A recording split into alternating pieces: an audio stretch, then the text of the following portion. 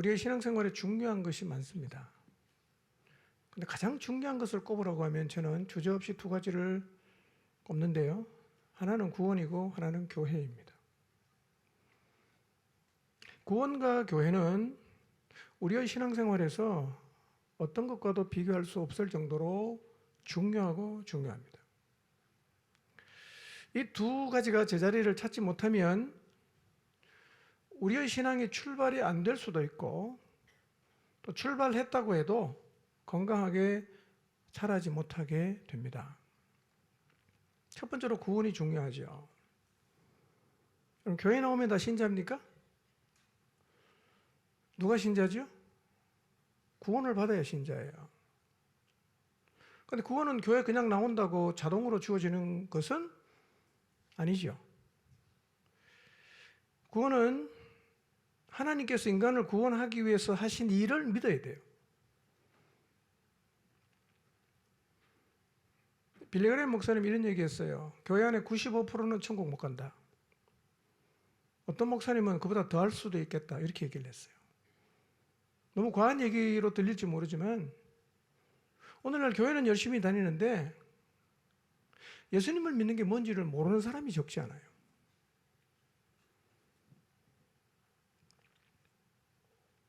여러분, 신앙 고백이 불분명하거나 신앙 고백이 아예 없거나 뭘 믿어야 하는지를 모르는데도 교회를 어느 정도 나오거나 구원의 교리에 이론적으로 동의를 하면 믿는 걸로 인정하는 경우가 많은데요.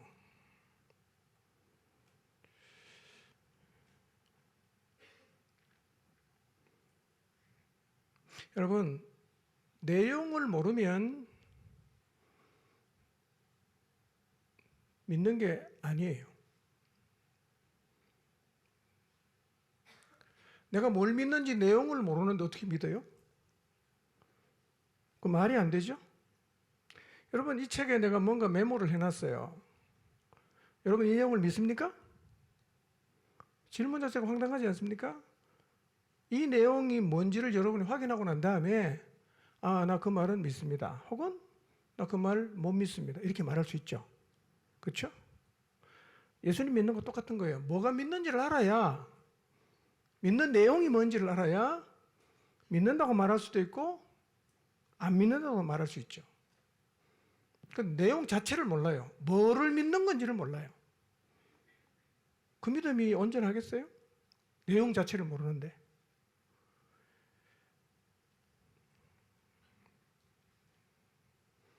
이 부분이 너무 허술하게 다루어진다고 저는 생각합니다.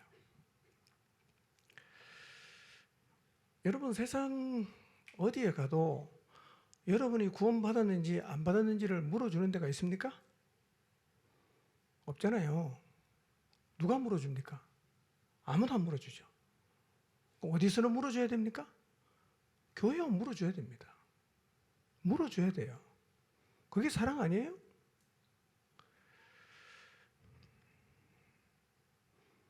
여러분, 믿지 않는데 믿는다고 생각할 때 생기는 문제가 뭐냐면 많은데요. 믿지 않는데 믿는다고 생각을 하게 되면 하나님의 말씀대로 못 살아요. 안 믿는 사람은 하나님 말씀대로 못 삽니다. 세상은 보이는 게 전부라 그러죠. 죽으면 끝이라 그러잖아. 근데 우리가 믿는 하나님 뭐라고 말합니까? 보이지 않는 게 중요하다고 말씀하죠. 죽으면 끝이 아니라고 말하잖아. 완전히 반대예요. 근데 내가 이걸 믿어. 어떻게 이쪽으로 삽니까? 불가능합니다. 그보다 더 중요한 건 이거예요. 믿지 않는데 믿는다고 생각하고 평생 교회 다녔어요. 나중에 주님 앞에 서야 되잖아. 주님 말씀하시는 거예요. 나 너 모른다. 이거보다 더 낭패가 있을까요? 주님 모른다면 끝입니다. 그리고 주님 앞에 섰을 때 모른다고 하면 기회가 없어요. 지금 살아있을 때 내가 믿는 믿음에 대해서 확인하는 것은 굉장히 중요한 일이에요. 그러니까 누가 시키거나 물어봐서가 아니라 여러분 스스로가 내가 주님 앞에 설 텐데 내가 진짜 하나님이 나를 안다고 할 거냐? 이거에 대해서 진지하게 고민할 필요가 있습니다, 여러분. 누구를 위해서 믿어주는 거예요?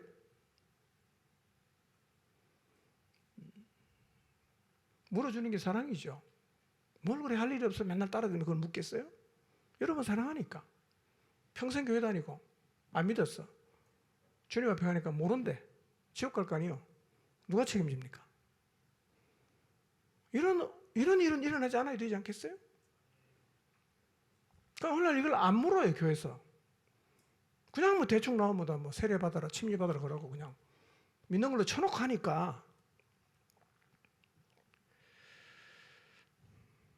그래서 이런 얘기 아마 여러분이 들어보셨을 수도 있고 여러분이 했을 수도 있어요.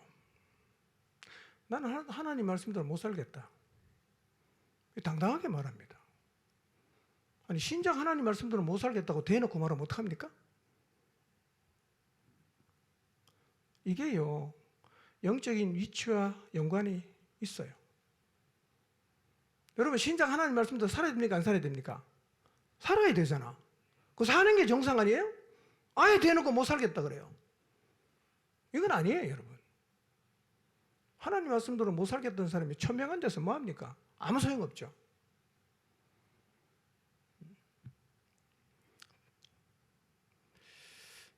여러분의 신앙 고백을 정직하게 스스로 직면해 보셔야 합니다.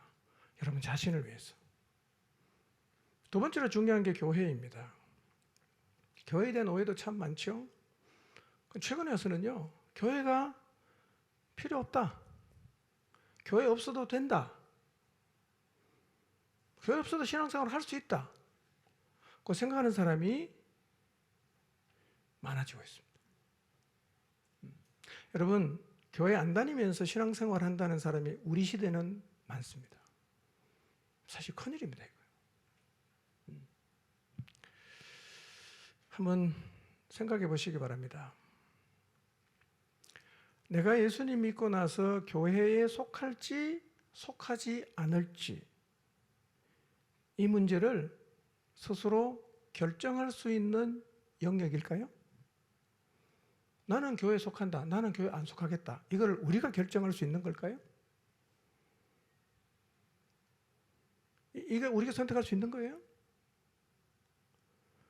또 하나 질문. 마음으로 대답해 보십시오. 교회는 없어도 되는 곳입니까? 교회는 없어도 되는 곳입니까? 교회는 여러분을 귀찮게 하는 곳입니까? 교회가 왜 필요할까요? 결론부터 말씀드리면 교회 없이는 우리의 신앙이 건강하게 자랄 수가 없고요. 교회가 없으면 이 세상을 구원하는 하나님의 구원 계획이 이루어질 수가 없습니다. 신앙생활의 그림은 이거예요. 원래 하나님의 계획이 뭐냐? 구원받은 그리스도인이 주님의 몸인 교회에 속해서 함께 몸을 이루면서 하나님의 뜻을 이루어가는 것, 이것이 신앙의 그림이에요. 이게 바른 그림이에요. 그걸 제가 이제 오늘부터 계속 여러분에게 성경을 통해서 확인시켜 드릴 겁니다. 그런데 오늘날 구원을 받았는지 안 받았는지 모르지만 어쨌든 교회를 필요로 하지 않는, 교회 없이 신앙생활을 할 수 있다고 생각하는 사람이 점점 많아집니다. 코로나 전에도 있었는데요. 코로나 이후에 훨씬 더 많아졌어요. 이거는 하나님의 관점에서 봤을 때는 큰일입니다. 이게 보통 일이 아니에요. 다 무너지는 겁니다. 자, 이렇게 우리의 신앙생활 가장 중요한 구원과 교회의 문제가 너무 허술하게 다루어지다 보니까 개인의 신앙도 약해지고 교회도 힘이 없는 거예요. 네. 그래서 이번 주부터 우리의 신앙에 절대적인 영향을 미치는 교회에 관한 이야기를 전반적으로 좀 다루려고 합니다. 여러분은 교회가 어떤 곳이라고 생각하십니까? 교회가 어떤 곳입니까? 뭐 하는 곳입니까? 교회가? 그리고 교회가 꼭 필요한 곳입니까? 아니면 없어도 괜찮은 곳입니까? 다른 방식으로도 할 수 있다고 생각하십니까? 신앙생활을? 제가 여러분이 궁금해할 것 같은 질문을 몇 가지 드리고 이 질문에 대한 답을 오늘부터 한번 찾아가 보도록 하겠습니다. 첫 번째 질문입니다.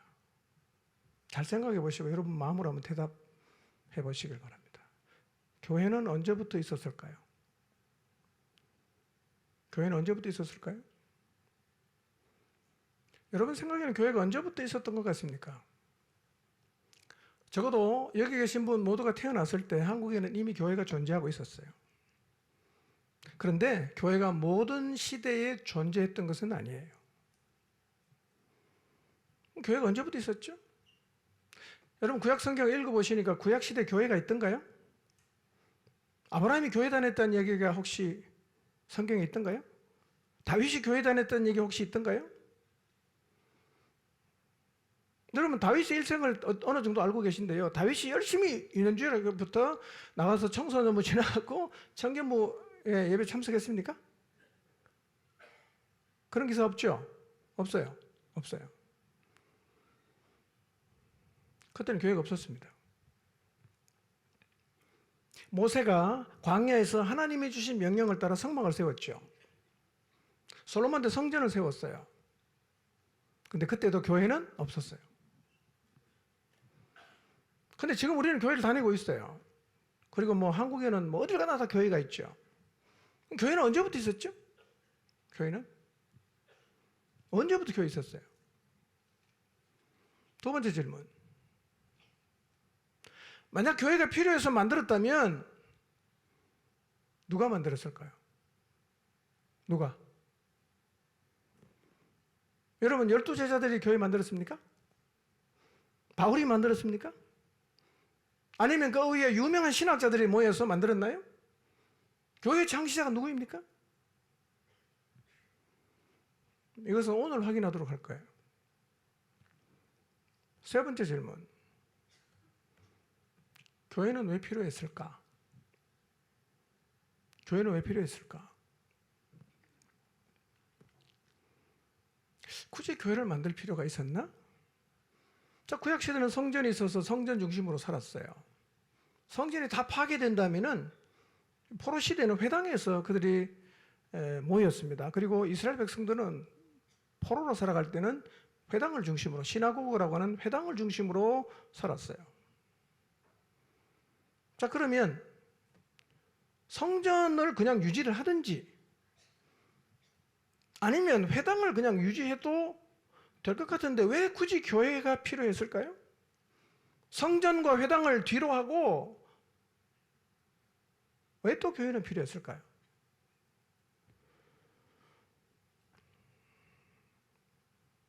오늘날은 교회가 왜 필요한지에 대한 질문을 하는 사람이 많아요. 이런 질문입니다. 도대체 교회가 왜 필요한가? 혹시 이런 질문 해보신 적 있습니까? 아니, 교회가 왜 필요해? 없어도 상관없어. 이런 말을 혹시 해보신 적 있습니까? 또 이런 질문이 있어요. 예수님을 믿는다면은 스스로 알아서 하면 되기 때문에 교회는 필요 없다. 혹시 이런 주장을 해보신 적 있습니까? 여러분 스스로? 또 이렇게 말하는 사람도 있어요. 혼자서도 성경 읽을 수 있고 기도도 할 수 있고 내 안에 내주에 계시는 성령의 인도를 받으며 살 수 있다. 그러니까 교회는 필요 없다. 이런 생각을 하고 계십니까 혹시? 근데요, 속으로 이런 생각을 하는 사람들이 늘어나고 있습니다. 아직은 교회를 다니는데 교회가 거추장스럽다고 생각하거나 불편하게 생각합니다. 교회는 나오는데 마음속에 교회의 비중은 거의 없어요. 거의 없습니다. 어떤 사람은 교회에 주일 예배 한 번 나오는 정도로 만족합니다. 교회는 아직은 나와요. 교회가 무엇을 하든 어떤 방향으로 가든 아예 관심이 없어요. 일주일에 교회 한 번 나오고 나머지는 다 자기가 알아서 하는 거예요. 자기가 알아서. 이게 바른 신앙생활일까요? 여러분 혹시 여러분의 마음속에 교회에 대한 비중이 거의 없는 채로 신앙생활을 하고 계십니까? 주일 나가서 말씀만 들으면 되지. 나머지 내가 알아서 하면 되지. 뭘 가서 옥장에 배가고 뭐 자꾸 뭐 감나라 대추나라 그런 귀찮은 소리 왜 들어야 돼? 교회 필요 없다. 여러분, 이것은 바른 신앙 자세가 아니에요. 원래 하나님은 우리가 그렇게 신앙생활을 하도록 디자인을 안 했어요. 핵심적인 문제는 아닌데요. 관계 때문에 일어나는 문제로 교회를 불편하게 생각하거나 교회에 속하지 않는 사람도 있어요. 여러분, 실제로 교회 안에는요, 관계의 문제가 적지 않게 일어납니다. 목장에 속해 있으면 다 그냥 늘 평화롭고 행복하고 이랬으면 좋겠는데요. 그 반대, 우리가 원하지 않는 일도 일어나죠. 지체 간의 갈등도 생기고 마음이 불편해지는 일도 생기고 상처받는 일도 생기죠. 여러분, 교회 안에서 이런 일이 일어나는 것은 교회가 이상한 게 아니라 그게 정상이에요. 죄인 출신인 인간들이 모인 곳에는 이런 일은 주님 오시는 날까지 일어납니다. 내일 주님 오셔도 오늘 이런 갈등이 일어납니다. 이상한 거 아니죠? 왜 교회 안에서 이런 일이 일어납니까? 사랑이 넘치고 평화가 넘치고 서로 사랑하고 이렇게 해야 맞는 것 같죠?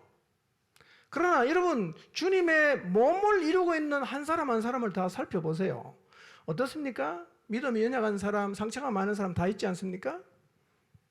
이런 사람은 필연적으로 다른 사람과의 관계에서 갈등을 유발합니다. 네. 근데 시간이 많이 흘러가면서 이 사람이 신앙이 좀 자라면서 상처도 치유가 되고 관계를 잘 맺을 수 있는 인격적 성숙이 일어나요. 근데 밑에 또 누가 왔잖아. 또 이 사람이 또 이제 갈등을 유발하는 거예요. 여러분, 우리가 교회 나오는 사람 받을 때 심사보면서 봤습니까? 제가 새신자분 만나는데요, 이것은 여러분 면접하는 게 아니고 환영하는 거예요. 그러니까 제가 이 사람 만나보면요, 저 사람 참 힘들겠다는 게 보입니다. 보여요. 근데 안 받습니까? 아니요, 다 받아요. 교회는 어떤 차별도 없이 다 받습니다. 그 사람이 성숙해질 때까지 우리는 감당해 주는 겁니다. 이게 교회입니다, 여러분. 예. 마음에 안 들고 정서적으로 상처가 많은 사람 다 안 받으면 교회는 제일 평화롭죠. 근데 그건 교회가 아니에요. 다음 주에 말씀드리겠지만 교회는 어떤 차별도 없이 다 받아야 됩니다. 그러니까 그런 죄인 출신들, 상처가 많은 사람들이 모여서 지내다 보니까 갈등이 생긴단 말이에요. 그런데 한번 생각해 봅시다. 목장 안에서 관계를 맺어가면서 생겨나는 갈등과 문제가 반드시 나쁜 걸까요? 나쁜 걸까요? 여러분, 나만 상처받은 거예요? 나는 상처를 안 줬을까요? 나만 실망한 겁니까? 나는 다른 사람을 실망시키지 않았을까요? 나에게는 부족함과 연약함이 없을까요? 우리의 좁은 이 마음은 어떤 방식으로 넓혀지는 걸까요? 가시도 진 것처럼 모가난 우리의 마음은 어떻게 다듬어지는 걸까요? 여러분, 갈등과 마음이 불편해지는 일, 상처를 주고받는 일을 통해서 우리가 보게 되는 게 나의 약함과 악함이에요. 이러면 안 되겠구나. 내가 참 잘못했구나. 자기를 보면 다듬어진단 말이에요. 근데 상대를 보는 사람은 뛰쳐나가려고 그래요.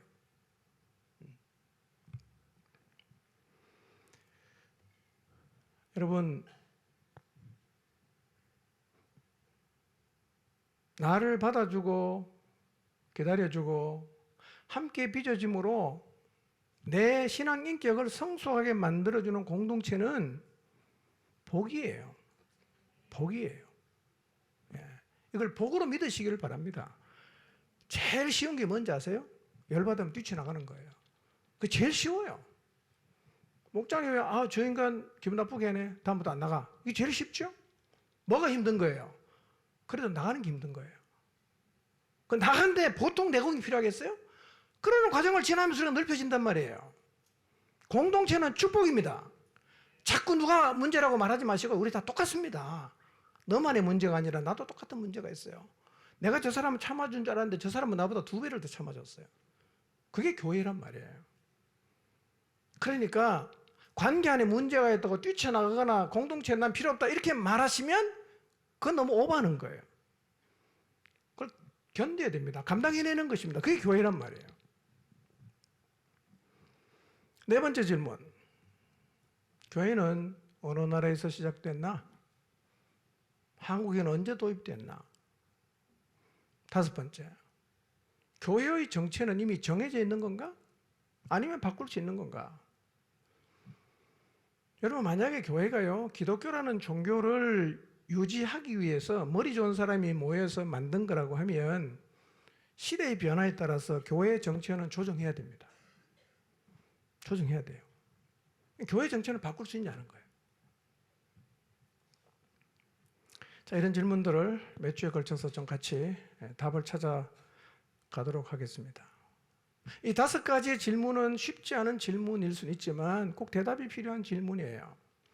우리가 이 질문에 대한 대답을 얻게 되면 교회가 어떤 것인지, 교회를 어떤 시각으로 바라봐야 하는지를 알게 될 것이고, 우리의 신앙생활에 있어서 교회는 절대적으로 필요한 것이고, 교회를 세우기 위해서 인생을 드리는 것이 결코 과하지 않은 일이라는 사실을 깨닫게 될 것입니다. 자, 교회를 누가 만들었는지, 왜 만들었는지 먼저 한번 살펴봅니다. 에베소 3장 3절에서 한번 쭉 11절까지 보도록 하겠습니다. 3절 한번 읽어볼까요? 시작. 곧 계시로 내게 비밀을 알게 하신 것은 내가 먼저 간단히 기록함과 같으니. 네, 바울이 지금 자기가 하나님께 받은 계시를 설명해요. 계시가 뭐냐면 드러내 보인다 이런 뜻이에요. 그러니까 하나님의 비밀을 계시로 보여줬다는 말은 깜깜한 데를, 깜깜한 곳에 빛을 비추어서 그 내용을 확인시켜 주셨다 그런 뜻입니다. 빛을 비추어서 이전에는 몰랐던 것을 보게 됐다. 이게 이제 계시로 비밀을 알겠다는 말의 의미예요. 자, 4절을 볼까요? 시작.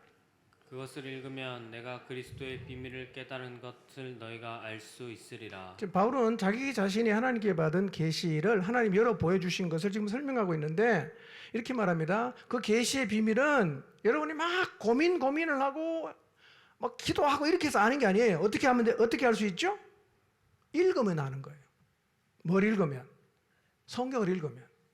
여러분, 하나님이 우리에게 주신 계시는 우리가 고민해서 찾아내는 게 아니고 계시의 말씀인 성경을 읽으면 아는 거예요. 읽으면 아는 거예요. 여러분이 따로 기도해서 받고 이러면 다 이단입니다. 성경에 기록된 내용을 읽으면 하나님이 우리에게 보여주고 싶은 계시는 그냥 알게 된단 말이에요. 왜냐하면 이 계시는 이미 다 공개가 됐어요. 다 공개됐습니다. 알 수 있어요. 5절입니다. 시작. 이제 그의 거룩한 사도들과 선지자들에게 성령으로 나타내신 것 같이 다른 세대에서는 사람의 아들들에게 알리지 아니하셨으니. 자, 바울이 깨달은 계시에 대해서 표준 세번역을 한번 읽어보겠습니다. 시작. 지나간 다른 세대에서는 하나님께서 그 비밀을 사람의 아들들에게 알려주지 아니하셨는데 지금은 그분의 거룩한 사도들과 예언자들에게 성령으로 계시하여 주셨습니다. 잘 보세요. 이 바울이 깨달은 놀라운 비밀을 다른 세대의 사람들은 알았나요, 몰랐나요? 몰랐어요. 왜? 그때는 계시를 안 했어요. 안 알려줬단 말이에요. 그렇기 때문에 여러분, 바울이 지금 하나님으로부터 깨닫게 된 계시는 과거 성경 속에 존재했던 우리가 생각하는 굉장히 유명한 사람 있죠. 아브라함이나 모세나 다윗도 몰랐다는 거예요. 우리는 어떻게 알고 있죠? 5절 다시 보세요. 지금은 그분의 거룩한 사도들과 예언자들에게 성령으로 계시를 해 줬다는 거예요. 우리는 어떻게 하냐? 그분이 열어서 보여줘서 아는 거예요. 우리가 특별해서 아는 게 아니에요. 지금은 보여줬다. 그러면 다른 세대의 그 유명한 날고기는 위대한 하나님의 사람들에게도 알려주지 않고 우리에게 알려주신 그 놀라운 비밀이 도대체 뭔가? 6절을 봅니다. 읽어볼까요? 시작. 이는 이방인들이 복음으로 말미암아 그리스도 예수 안에서 함께 상속자가 되고 함께 지체가 되고 함께 약속에 참여하는 자가 됨이라. 자, 다른 세대의 사람이 몰랐는데 바울이 성령이 계시해줘서 깨닫게 된 비밀이 뭐냐면 이방인들이 복음으로 말미암아 그리스도 예수 안에서 유대인과 똑같이 상속자가 되고 지체가 되고 하나님의 약속에 참여하는 자가 된 거예요. 이걸 그냥 읽으면 여러분은 별로 이제 그 느낌이 없을 텐데요. 2장 11절에서 22절을 읽어보면 다음 주 제가 말씀드립니다. 이런 내용입니다. 유대인과 이방인은 완전히 구분되어 있어요. 그러니까 이방인은 유대인과 상종할 수 없어요. 이방인은 하나님께 나갈 수도 없어요. 그런데 오늘 3장 6절 보니까 이방인들이 상속자가 되잖아요. 언제 이런 일이 벌어졌죠? 그리스도 예수의 십자가로 말미암아 유대인과 이방인을 구분짓는 담이 무너졌어요. 이제 어떤 일이 벌어졌냐? 그리스도의 십자가 이후에는 이방인과 유대인이 똑같이 뭐가 돼요? 상속자가 됐어요. 지체가 됐어요. 약속에 참여하는 자가 됐다는 거예요. 이 비밀을 하나님 언제 알려줬다고요? 지금 알려준 거예요. 이전 사람 몰랐어요. 자, 7절을 봅니다. 시작. 이 복음을 위하여 그의 능력이 역사하시는 대로 내게 주신 하나님의 은혜의 선물을 따라 내가 일꾼이 되었노라.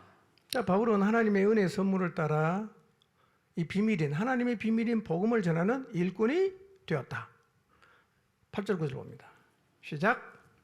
모든 성도 중에 지극히 작은 자보다 더 작은 나에게 이 은혜를 주신 것은 측량할 수 없는 그리스도의 풍성함을 이방인에게 전하게 하시고 영원부터 만물을 창조하신 하나님 속에 감추어졌던 비밀의 경륜이 어떠한 것을 드러내게 하려 하심이라. 자, 바울이 복음을 위한 일꾼이 됐다고 7절에서 말하는데요. 8절을 보세요. 지극히 작은 자보다 더 작은 나에게 이 은혜를 주신 이유가 뭐냐? 그리스도의 풍성함을 이방인에게 전하는 거예요. 그리스도의 풍성함을 이방인에게 전하는 거예요. 9절에 영원부터 만물을 창조하신 하나님 속에 감추어졌던 비밀의 경륜, 이게 뭐냐면 쉽게 설명하면 이겁니다. 영원부터 만물을 창조하신 하나님 속에 감추어져 있던 구원의 계획이 어떠한 것을 드러내는 거예요. 하나님의 구원의 계획을 드러내는 겁니다. 이 구원 계획을 드러내는 일에 바울은 뭐가 됐다고요? 일꾼이 됐다. 이렇게 말하는 거예요. 자, 10절입니다. 10절 시작. 이는 이제 교회로 말미암아 하늘에서 있는 통치자들과 권세들에게 하나님의 각종 지혜를 알게 하려 하심이니. 자, 그런데 이 구원의 비밀이 10절에 보니까 무엇을 통해서 전해집니까? 교회를 통해 전해지는 거예요. 교회. 자, 10절을 잘 읽어보면 이렇게 말합니다. 이제 교회로 말미암아 하늘에 있는 통치자들, 권세들에게 하나님의 각종 지혜를 알게 한다. 이렇게 말했는데요. 여기서 말하는 통치자와 권세가 누구냐면 천사들의 우두머니, 선한 천사들을 가르치는데 이런 얘기입니다. 예수 그리스도를 통해서 온 세상을 구원하는 이 하나님의 비밀은 누구한테도 알려지지 않았다? 하늘에 있는 천사들도 모른다는 거예요. 안 알려졌어요. 근데 하늘에 있는 천사들에게 예수 그리스도를 통해서 인류를 구원한다는 계획은 어디를 통해서 알려지는 거예요? 교회를 통해서. 여러분, 하나님은 전지전능하신데 천사나 사탄은 전지전능한 존재가 아니에요. 모르는 게 많습니다. 뭐도 몰라요? 하나님의 구원 계획을 몰라요. 교회를 통해서 알린다 이렇게 말씀하시는 거예요. 그러니까 여러분, 교회가 어떤 곳이냐면 하나님이 이루어 놓으신 구원의 역사를 온 세상에 알리는 통로라는 거예요. 뭐가요? 교회가. 잘 보십시오. 하나님은 인류를 구원하시려는 계획과 동시에 어떤 계획을 갖고 있습니까? 그 구원의 복음을 전하는 교회의 계획도 같이 갖고 있었어요. 구원 계획과 교회 계획이 같이 있습니다. 왜냐하면 그래야 구원의 역사를 전할 수 있는 교회가 있어야 구원하는 의미가 있지 않겠어요? 그래서 두 개는 동시에 하나님이 계획하셨다는 거예요. 자, 한번 정리해 봅니다. 교회 누가 만들었죠? 교회 누가 만들었어요? 하나님 만들었습니다. 여러분, 학자가 만든 게 아니에요. 사람이 만든 게 아닙니다. 하나님이 만들었어요. 그러니까 여러분이 교회 세우는 일을 지금 하고 있다면 여러분은 영원한 하나님의 구원 계획에 동참하고 있는 거예요. 자, 두 번째, 교회는 뭐 때문에 만들었죠? 뭐 때문에 만들었죠? 하나님의 비밀스러운 계획, 무슨 계획입니까? 구원 계획이죠. 구원의 역사를 세상에 알리려고 만들었어요. 자, 이 외에도 하나님이 교회를 세워야만 하셨던 이유가 있는데요. 이건 제가 다음 주에 말씀드리겠습니다. 자, 교회는 누가 계획했습니까? 하나님이 계획했습니다. 누가 만들었습니까? 하나님이 만들었어요. 자, 그러면 교회는 언제부터 계획되어 있었을까요? 교회는 10절, 11절 봅니다. 시작. 이는 이제 교회로 말미암아 하늘에서 있는 통치자들과 권세들에게 하나님의 각종 지혜를 알게 하려 하심이니 곧 영원부터 우리 주 그리스도 예수 안에서 예정하신 뜻대로 하신 것이라. 자, 쉬운 성경으로 11절 다시 한번 보겠습니다. 언제부터 교회가 개혁되어 있었는가? 읽어볼까요? 시작. 그리고 이 모든 것은 우리 주 예수 그리스도를 통해 태초부터 이루려고 계획하신 일이기도 합니다. 이 모든 것은 두 개입니다. 구원의 계획과 그 구원의 복음을 전하는 교회를 세우는 이 계획은 언제부터 계획되어 있어요? 11절 잘 보세요. 언제부터? 태초부터. 태초부터. 그러니까 교회가 이 세상에 나타난 것은 그리스도의 십자가 이후에 나타났지만 이 교회에 대한 계획은 하나님 마음에 언제부터 있었어요? 태초부터 있었다는 거예요. 태초부터. 교회는 쉽게 볼 게 아닙니다, 여러분. 대단한 것이에요. 대단한 것입니다. 복음은요, 복음은 교회를 통해서 전해집니다. 뭐 이렇게 생각할 수 있어요. 뭐 교회 아니어도 뭐 개인적으로 복음 전하면 되지. 물론 그렇게 해서도 복음을 전할 수는 있을 거예요. 그러나 하나님께서 이 세상을 구원하기 위해서 가진 계획이 뭐냐면 구원의 복음을 전하는 곳은 어디다? 교회입니다. 교회를 통해서 가야 하나님의 구원 계획 역사가 왕성하게 퍼져가는 거죠. 그래서 구원의 역사를 전하려고 하면 반드시 뭐가 필요합니까? 교회가 필요한 거예요. 반드시 교회가 필요하죠. 이게 하나님의 계획이고 이게 하나님의 방법이에요. 여러분, 그래서 이 비밀을 깨달았던 사도 바울은 가는 곳마다 뭐 합니까? 교회 세웁니다. 왜냐하면 교회가 세워져야 하나님의 구원의 역사를 모든 사람에게 전할 수 있으니까요. 가는 곳마다 교회를 세워요. 여러분, 선교사님들 선교제가 뭐 하는지 아세요? 제일 먼저 하는 게 교회 세웁니다. 왜? 교회가 세워져야 그 땅 사람들에게 복음을 전할 수 있기 때문입니다. 여러분, 그래서 교회의 비밀을 깨달은 바울의 가슴 속에는요 늘 교회가 있는 거예요. 교회가 세워져야 하나님의 구원 계획을 땅끝까지 전할 수 있다, 이 생각을 갖고 있었기 때문에요 바울은 적어도 자기 인생을 드리는, 어디 인생을 드렸냐면 교회를 세우는 일에 자기 인생을 드렸어요. 자, 바울의 고백을 한번 들어볼까요? 고린도 후서 11장 28절입니다. 읽어봅니다. 시작. 이 외의 일은 고사하고 아직도 날마다 내 속에 눌리는 일이 있으니 곧 모든 교회를 위하여 염려하는 것이라. 자, 이 말씀의 앞부분을 보면 바울이 복음을 전하면서 겪었던 수많은 고난과 핍박을 쭉 설명을 합니다. 엄청 고생 많이 했어요. 죽을 고비 수없이 많이 넘겼습니다. 매도 많이 맞았어요. 배 타고 가다 파손도 했어요. 강을 가다가 무슨 강도 위험도 많이 겪었어요. 이 엄청난 고난을 겪으면서 바울의 주된 관심사가 뭐였겠어요? 아, 이제 일단 고난 좀 안 받았으면 좋겠다. 이제 좀 편하게 신앙생활 했으면 좋겠다. 이게 아니고요.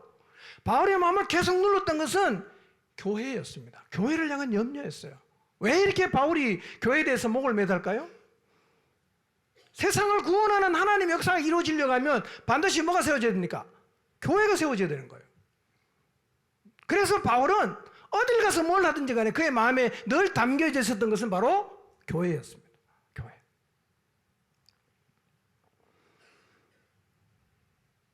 여러분, 교회를 세워야, 교회가 건강해야 이 땅에 있는 수많은 영혼들에게 구원의 복음을 전할 수 있고 영혼을 구원할 수 있고 구원받은 사람이 건강하게 신앙이 잘 자랄 수 있도록 도울 수가 있어요. 이게 하나님의 계획이란 말이에요. 구원은 뭘 통해 전해진다? 교회를 통해 전해지는 거예요. 언제부터 계획했어요? 태초부터 계획했어요. 그래서 구원의 완성과 교회는 같이 갑니다. 진짜 같이 갔는가 확인해 보겠습니다. 에베소 1장 20절 23절입니다. 읽어보겠습니다. 시작.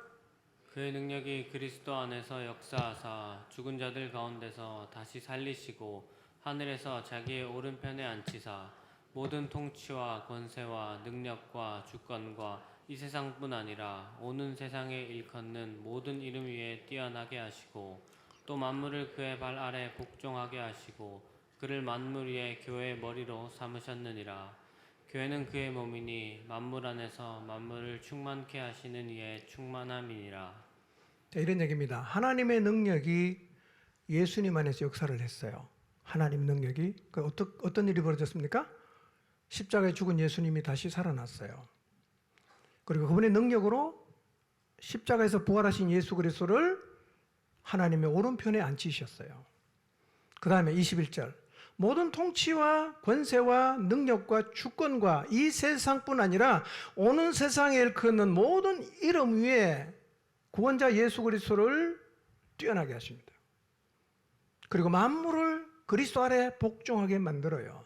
그 다음 22절 뭐라고 말씀하십니까?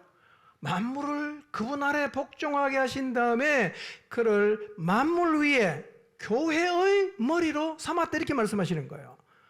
이런 얘기입니다. 구원의 복음을 전할 교회를 태초에 같이 교회에 가신 하나님께서 예수 그리스도를 통해서 구원의 역사가 완성이 되니까 이제 뭐 세우는 거예요? 교회 세우는 거예요. 교회의 머리가 누굽니까? 예수 그리스도예요. 참 놀라운 말이에요. 그를 만물 위에 교회의 머리로 삼으셨다. 이 말은요, 선물을 줬다 이런 의미가 있어요. 놀라운 축복입니다. 하나님은 이 구원의 복음을 땅끝까지 전하기 위해서 태초부터 교회를 계획하셨는데 이 교회가 그 사명을 감당할 수 있도록 우리한테 맡긴 게 아니라 누구를 교회의 머리로 주십니까? 예수 그리스도를 교회의 머리로 주시는 거예요. 이게 놀라운 얘기입니다. 이 교회의 머리가 누굽니까? 예수 그리스도예요. 예수 그리스도예요. 예수님이 우리 교회의 머리라는 사실이 얼마나 든든해요? 그분이 머리인데.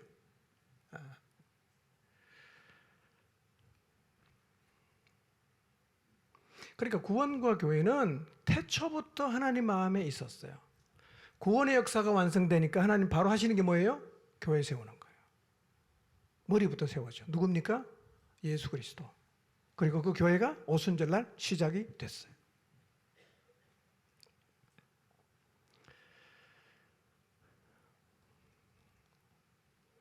여러분, 교회는요, 사람들이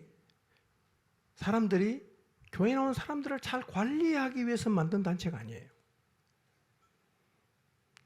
그리스도를 통해서 완성하신 구원의 복음을 전하기 위해서 태초에 하나님이 계획하신 곳이에요. 교회 정체는 우리가 정할 수 있지 않습니다. 그분이 디자인하셨고 그분이 세우셨습니다. 정체는 누가 정합니까? 그분이 정하시는 거예요. 교회 정체는 어떤 인간도 바꿀 수가 없어요. 하나님이 정하시는 거예요. 우리는 다만 하나님이 설계하신 교회 모습에 순종함으로 만들어갈 뿐입니다. 교회는 누구 작품이죠? 하나님의 작품이에요. 여러분 기억하십시오. 이 땅에 있는 모든 교회는 누구 작품입니까? 하나님의 작품이에요. 근데 교회가 필요 없다고 말할 수 있어요? 그건 말이 안 되는 얘기예요. 쓸데없는 것이 아니에요. 영원전에 하나님 계획하신 것이에요. 구원의 복음을 전하기 위해서. 여러분, 그래서 교회는요, 교회다워질 때 하나님의 영광을 경험하게 돼요. 여러분, 예수 그리스도께서 교회의 머리라는 사실을 진실로 믿으시기를 바랍니다. 우리가 그분을 의지하고 그분에게 연결되어 있다면 교회는 세상에 어떤 사람도 함부로 할 수 없어요. 교회의 머리는 예수 그리스도입니다. 그 다음에 23절을 한번 볼까요? 시작. 교회는 그의 몸이니 만물 안에서 만물을 충만케 하시는 이의 충만함이니라. 자, 교회는 뭐라고요? 그분의 몸이에요. 이 땅에 있는 모든 교회는 예수 그리스도의 몸이에요. 근데 만물 안에서 만물을 충만케 하시는 이의 충만함입니다. 이 말이 무슨 말이냐면 교회는 만물 안에 내재하셔서 모든 만물에게 은혜를 베푸시는 그리스도의 충만함이 나타나는 곳이다. 그런 뜻이에요.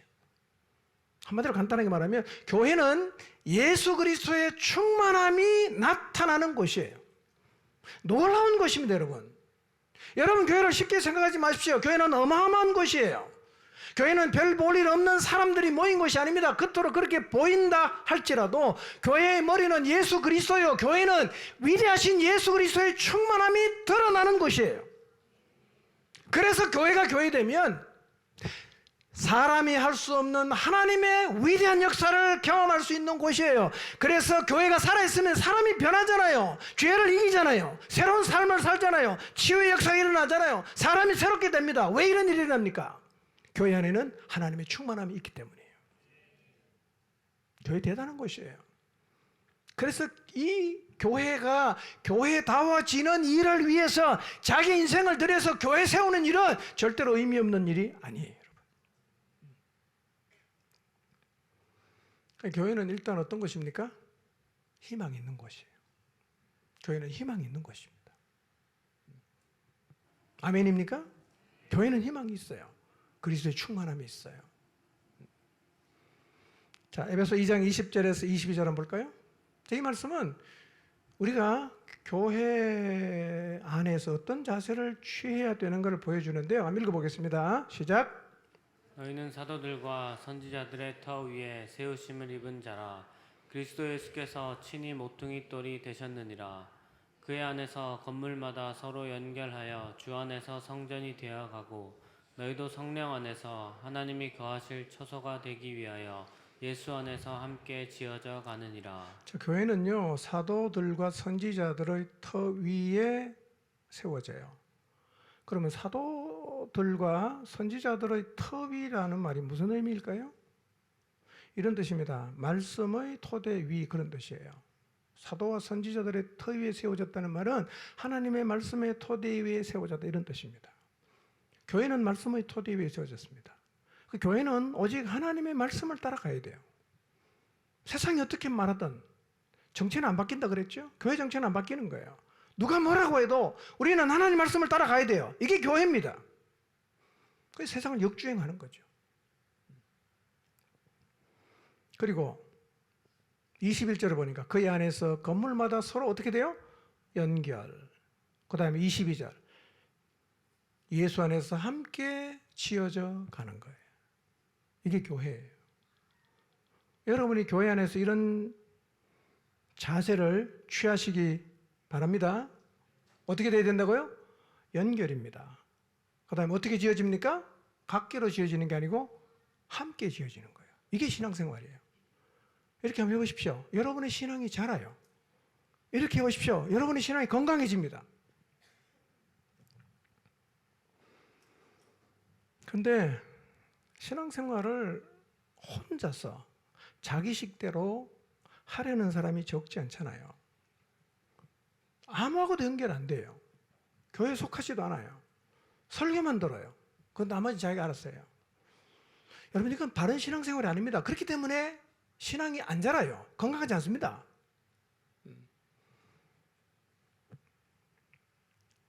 자세한 얘기는 다음에 계속하겠습니다. 그러니까 여러분, 연결이 되고, 그러니까 교회에 속해서 지체와 연결이 되고 함께 지어져 가야 된다는 사실을 여러분 쉽게 생각하지 마십시오. 이러해야 제대로 세워지는 거예요. 예. 원래부터 하나님의 생각 속에서 신앙생활은 혼자 사는 게 아니었어요. 여러분, 정말 신앙생활을 제대로 하기를 원한다면요, 일단 공동체에 속해야 됩니다. 속해야 돼요. 그리고 지체와 연결이 돼야 됩니다. 저는 이때 신앙생활이 시작되는 거라고 생각합니다. 이때 시작되는 거예요. 근데 만약에 여러분이 교회에 속하지도 않고 예배는 드리지만 안 속하고 연결 하나도 안 된다, 아직 신앙생활 제대로 시작이 안 된 거예요. 신앙생활의 가장 큰 왜곡이 뭔지 아십니까? 신앙을 전적으로 개인의 문제로 생각하는 거예요. 이게 오늘날 교회가 약해지는 가장 중요한 이유입니다. 사람들은 이렇게 말하지요. 내가 하나님의 은혜를 입어서 예수님 믿었고, 내가 열심히 노력해서 자랐고, 내가 가진 은사로 열심히 봉사하면 된다고 생각을 합니다. 그리고 모든 것을 자기가 결정해요. 자기가 주도해요. 그게 올바른 신앙생활이라고 생각합니다. 신앙생활을 어떻게 할지 결정하는 것은 자기의 권한이라고 생각합니다. 자기가 판단할 수 있다고 생각합니다. 안타까워서 도와주려고 하면 간섭하지 말라 그럽니다. 왜 내 인생에 간섭하냐? 내가 알아서 하겠다. 불편해합니다. 거부하죠. 그 신앙생활의 페이스를 자기가 조절하죠. 방법도 자기가 알아서 하죠. 목표도 자기가 정하는 거예요. 여러분, 그런데 성경은 신앙생활을 그렇게 하라고 말하지 않아요. 일단 주님의 몸인 교회에 속해라. 그 다음에 연결되라. 그 다음에 함께 자라라는 거예요. 여러분, 함께 자라는 거예요. 여러분, 여기 계신 어떤 분도 이 포중침 공동체의 신앙 수준 이상은 못 넘어갑니다. 누구라도 오면 그 정도까지는 다 도달할 수 있어요. 신앙은 각개전도 하는 게 아니에요. 공동체로 가는 거예요. 교회가 주님이 뭐죠? 몸이잖아. 몸을 한문으로 말하면 뭡니까? 그게 공동체예요. 교회는 원래부터 공동체란 말이에요. 태생적으로 교회는 공동체입니다. 근데 이제 신앙생활을 자꾸 이제 자기가 알아서 한다고 생각을 하다 보니까요, 많은 문제가 생겨요. 믿고 나서도 다, 개인이 해결한다고 생각을 하고 있기 때문에 인간의 가장 심각한 문제가 자기 마음대로 하는 거잖아. 이 자기 마음대로 문제가 해결이 안 돼요. 여전히 자기 마음대로 하는 거예요. 자기 마음대로. 이렇게 하면 어떻게 될까요? 일단 인격이 안 빚어집니다. 똑같습니다. 안 빚어져요. 안 다듬어집니다. 좀 죄송한 표현인데요. 교회 없이 자기가 알아서 신앙생활을 하는 사람은 제가 볼 때는 거의 괴물입니다. 괴물이에요. 이렇게 신앙을 다 자기가 알아서 하다 보니까요, 1000명이 모여도 신앙관이 다 달라요. 그 중에는 선뜻 이해하기 힘든 이상한 신앙관을 갖고 있는 사람도 많아요. 다 자기가 알아서 하니까 모여있는데 하나가 안 되는 거예요. 모여서 예배를 드리는데 전부 자기 팔 자기가 다 흔들어요. 여러분, 교회는 하나가 안 되면 교회는 맥을 못 추는 곳이에요. 하나님의 디자인 속에 교회가 교회 되려면, 제가 다음에 말씀드리겠는데요, 하나됨이 지켜져야 교회가 되는 거예요. 그럼 다 자기가 자기 신앙을 주장하고 자기 팔 자기 흔들면요, 모이는 숫자만큼 신앙의 형태가 다 다르기 때문에요, 하나가 안 되잖아. 그럼 어떻게 될까요? 힘이 없는 거예요. 교회가 힘이 없어요.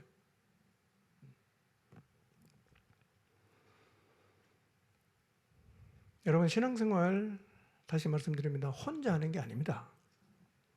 원래부터 신앙생활은 공동체로 하는 거예요. 그러려면 속해야 됩니다. 연결돼야 됩니다. 함께 자란다는 그림을 그리시길 바랍니다. 내 혼자 자라는 게 아니에요. 함께 자라는 거예요. 그렇게 해보세요. 갈등 생길 수 있습니다. 힘들 수 있어요. 그러나 그때 내가 빚어지기를 시작하는 거예요.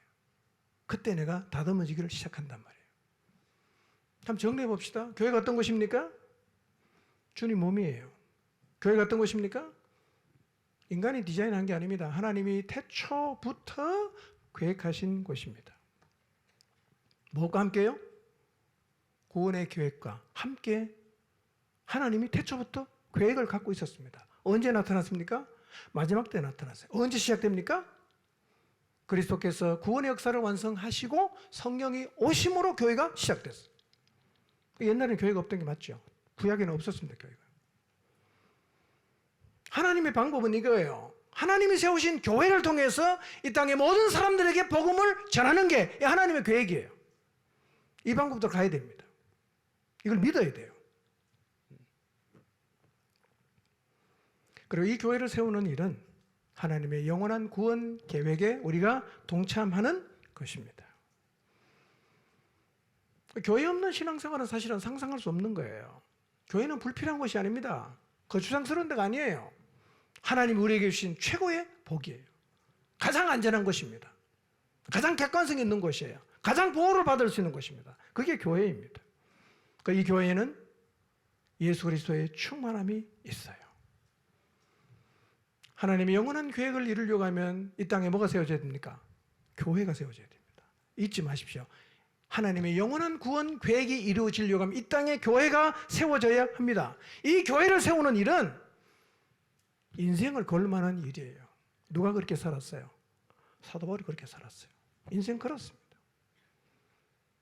여러분, 우리가 이 비밀을 깨닫는다면 우리의 신앙생활에서 교회가 비중이 없을 수가 없어요.